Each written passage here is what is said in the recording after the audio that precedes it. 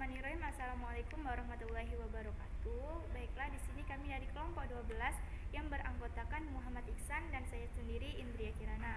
Kami di sini akan mencoba mempresentasikan hasil diskusi kami mengenai konsep evaluasi program supervisi pendidikan.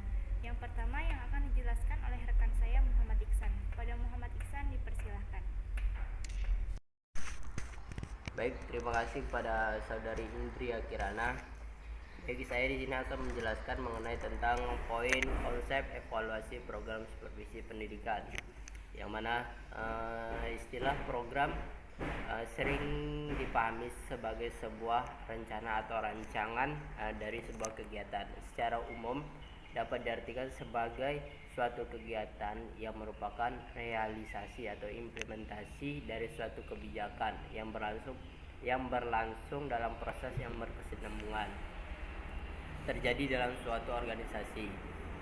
Masuk pada poin pertama, yaitu adalah mengenai tentang pengertiannya, substansi tentang pengertian evaluasi program supervisi pendidikan, yang mana evaluasi program supervisi pendidikan adalah suatu pemberian estimasi terhadap pelaksanaan keefektifan dan kemajuan dalam rangka mencapai tujuan supervisi pendidikan yang telah ditetapkan. Kemudian masuk pada poin yang kedua, yaitu mengenai tentang peranan evaluasi program supervisi pendidikan. Peranan supervisi pendidikan di sekolah sangatlah penting. Selain digunakan sebagai pengawasan dalam proses belajar mengajar, supervisi pendidikan dalam lingkungan pendidikan sangatlah membantu dalam meningkatkan mutu profesional para personal sekolah seperti guru-guru, kepala sekolah maupun karyawan dan siswa itu sendiri, yang mana dalam profesional personal yang di sekolah tersebut sehingga sekolah segala masalah dapat terrealisasikan atau dapat dicari solusinya. Kemudian tujuan evaluasi program pendidikan seperti supervisi pendidikan itu sendiri adalah setiap kegiatan yang berprogram pasti memiliki tujuan tertentu yang ingin dicapai. Demikian pula dengan supervisi evaluasi program supervisi pendidikan. Secara umum, tujuan program evaluasi adalah meneliti atau menentukan kebutuhan setiap individu yang dinilai dan kemudian digunakan untuk merencanakan pengalaman belajar. Pada prinsipnya, evaluasi program supervisi pendidikan bertujuan untuk meningkatkan usaha pelaksanaan program pendidikan secara menyeluruh, baik personal, material maupun operasional. Kemudian pada poin fungsi evaluasi program supervisi pendidikan. Adapun fungsi utamanya yaitu dari supervisi pendidikan seperti yang dikemukakan oleh Sahertian, yang mana bahwa fungsi dasar dari supervisi adalah untuk memperbaiki situasi belajar mengajar di sekolah agar lebih baik. Supervisi terhadap proses belajar mengajar merupakan salah satu bentuk aktivitas yang direncanakan untuk membantu para guru melakukan pekerjaan secara efektif. Itu yang dikemukakan oleh Sahertian.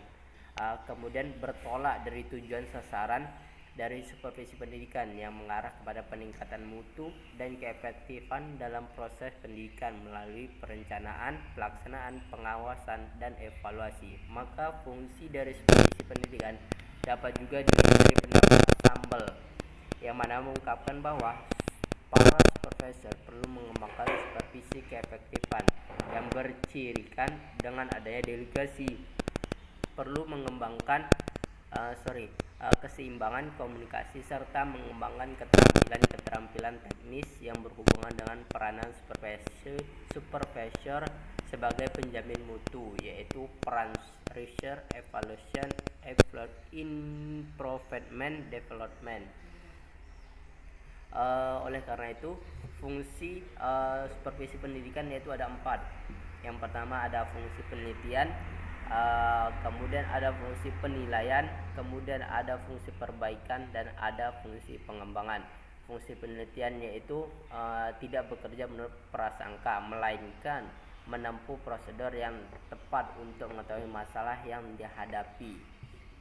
Kemudian ada fungsi penilaian, yakni kesimpulan hasil penelitian yang dijadikan acuan untuk sebagai bahan evaluasi dan menentukan solusi yang tepat pada permasalahan tersebut. Kemudian ada fungsi perbaikan. Jika dalam penelitian terdapat kekurangan, maka supervisor melakukan perbaikan untuk memperbaiki langkah-langkah strategis. Kemudian yang terakhir yaitu fungsi pengembangan, yaitu maksudnya itu adalah jika kekurangan prestasi antar peserta sekolah dan tenaga pendidik, maka diperlukan pemberian pengembangan dan penyuluhan untuk meningkatkan mutu pendidikan tersebut.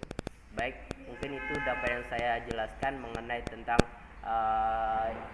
materi yang pertama. Kemudian selanjutnya saya kembalikan kepada moderator.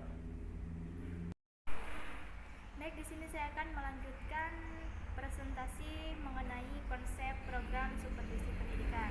Yang mana di sini saya akan membahas tentang komponen, prinsip, dasar evaluasi program supervisi pendidikan. Yang pertama yaitu saya akan membahas tentang komponen program supervisi pendidikan, yang mana komponen ini merupakan suatu bagian penting dalam terlaksananya suatu program. Dan komponen tersebut dapat dijelaskan dengan model CIPP, yaitu sebagai berikut, yaitu konteks, input, produk, dan proses. Yang pertama itu ada konteks, di mana hal-hal ini yang terkait dengan proses, baik secara langsung maupun tidak langsung, seperti faktor lingkungan. Yang kedua itu ada input, di mana input ini merupakan sesuatu yang menjadi objek untuk dikembangkan oleh program. Dan yang ketiga itu ada proses, di mana suatu kegiatan yang menunjukkan upaya mengubah input dalam kondisi awal dan diharapkan akan mencapai kondisi yang diharapkan dalam suatu tujuan program pendidikan. Yang selanjutnya yaitu ada produk, di mana produk merupakan hasil akhir yang merupakan dampak dari bahan mentah yang telah diproses oleh suatu program. Selanjutnya saya akan membahas tentang prinsip program supervisi pendidikan. Dalam evaluasi program supervisi pendidikan, sebagaimana prinsip-prinsip evaluasi pada umumnya. Evaluasi program supervisi pendidikan memiliki prinsip-prinsip sebagai berikut. Yang pertama itu ada komprehensif.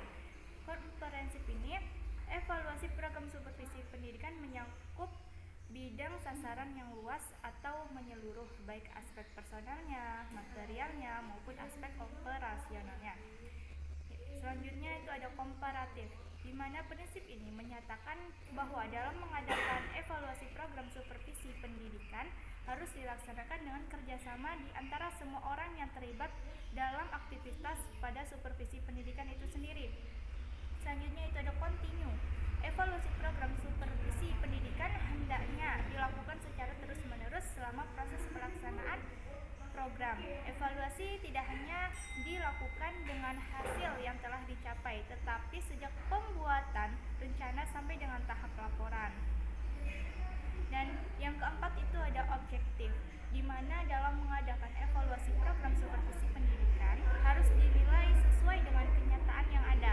Untuk mencapai suatu keobjektifan dalam evaluasi perlu adanya data atau fakta. Data dan fakta inilah yang dapat diolah untuk kemudian diambil suatu kesimpulan.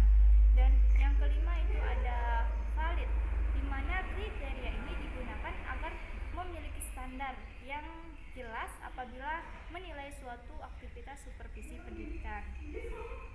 Prinsip yang keenam yaitu ada prinsip fungsional, di mana hasil evaluasi program supervisi pendidikan berarti fungsional apabila dapat digunakan untuk memperbaiki situasi yang ada pada saat ini. Dengan demikian, evaluasi program supervisi pendidikan memiliki manfaat baik secara langsung maupun tidak langsung. Yang ketujuh yaitu prinsip diagnosis, di mana pada evaluasi program supervisi pendidikan hendaknya mampu mengidentifikasi kekurangan atau kelemahan yang dievaluasi sehingga dapat memperbaikinya. Selanjutnya itu ada dasar-dasar evaluasi program. Keberhasilan pada suatu program pendidikan dapat dievaluasi dengan mengukur perubahan dan perbaikan yang ada pada periode waktu tertentu dalam keseluruhan pada program pendidikan. Untuk memperoleh data evaluasi yang lengkap, perlu digali dari berbagai informasi. Informasi ini dapat berasal dari staf sekolah dan dokumen-dokumen yang ada di sekolah.